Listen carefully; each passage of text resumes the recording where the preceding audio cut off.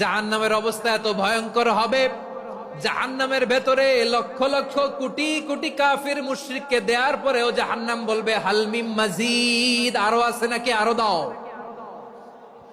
কোটি কোটি কাফেরের দল, মুশরিকের দল, সীমা লঙ্ঘনকারী দল, তাদেরকে যখন জাহান্নামে ফেলা হবে, বড় বড় পাথরখণ্ড জাহান্নামে ফেলা হবে, তারপরও জাহান্নাম বলবে হালমিম মাজিদ, আরো আছে নাকি, দাও, আরো দাও, আরো দাও। আমার ক্ষুধা নিবারণ হয় নাই।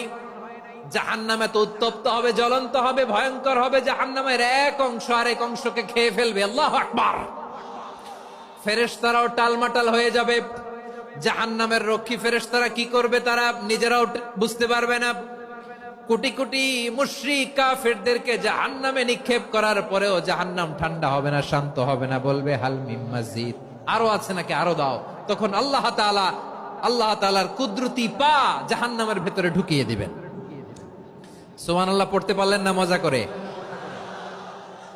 কোনো কিছুতেই যখন জাহান্নামকে শান্ত করা যায় না, আল্লাহ তাআলা তার কুদরতি পা জাহান্নামে ঢুকিয়ে দিবেন। দেয়ার সাথে সাথে জাহান্নাম থেকে আওয়াজ আসবে, কাত কাত বিইজ্জাতিকা ওয়া বিকদরিক, আল্লাহ বিইজ্জাতিকা ওয়া বিকারামিক, আল্লাহ আপনার ইজ্জতের কসম, যথেষ্ট হয়েছে, এনাফ এনাফ, আর লাগবে না। সুবহানাল্লাহ বলেন।